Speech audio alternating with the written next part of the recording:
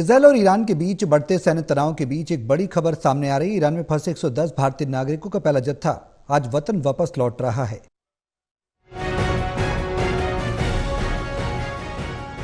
Israel और Iran के बीच सैन्य संघर्ष ने मध्य पूर्व में तनाव को चरम पर पहुंचा दिया है।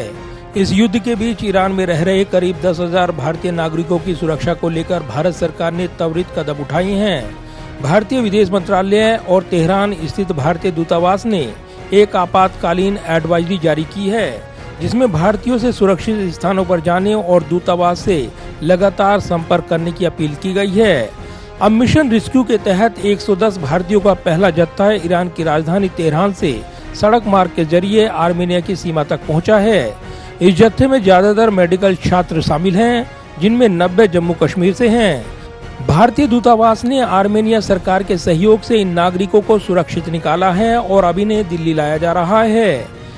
दरअसल ईरान का हवाई क्षेत्र सैन्य गतिविधियों के कारण बंद होने से निकासी प्रक्रिया जटिल थी, इसलिए भारतीय दूतावास ने बसों और अन्य सड़क मार्गों के जरिए अपने नागरिकों को तेहरान से 200-300 किलोमीटर दूर कज़वीन और मशहद जैसे सुरक्षित शहरों में स्थानांतरित किया था। इसके बाद आर्मेनिया के रास्ते जॉर्जिया होते हुए इन नागरिकों को भारत लाने की व्यवस्था की गई है। विदेश मंत्री एस जयशंकर ने आर्मेनिया के अपने समकक्ष विदेश मंत्री से बातचीत कर इस प्रक्रिया में सहयोग सुनिश्चित किया है। वहीं जम्मू कश्मीर के मुख्यमंत्री उमर अब्दुल्ला ने कहा कि विदेश मंत्रालय के साथ लगातार समन्वय के बाद ये सुनिश्चित किया गया कि छात्रों को पहले ईरान के सुरक्षित शहरों में लाया जाए और फिर आर्मेनिया के रास्ते भारत वापस लाया जाए।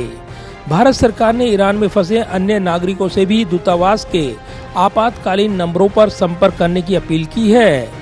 इस निकासी से उन परिवारों को राहत मिली है जो अपने परिजनों की सुरक्षित वापसी का इंतजार कर रहे थे।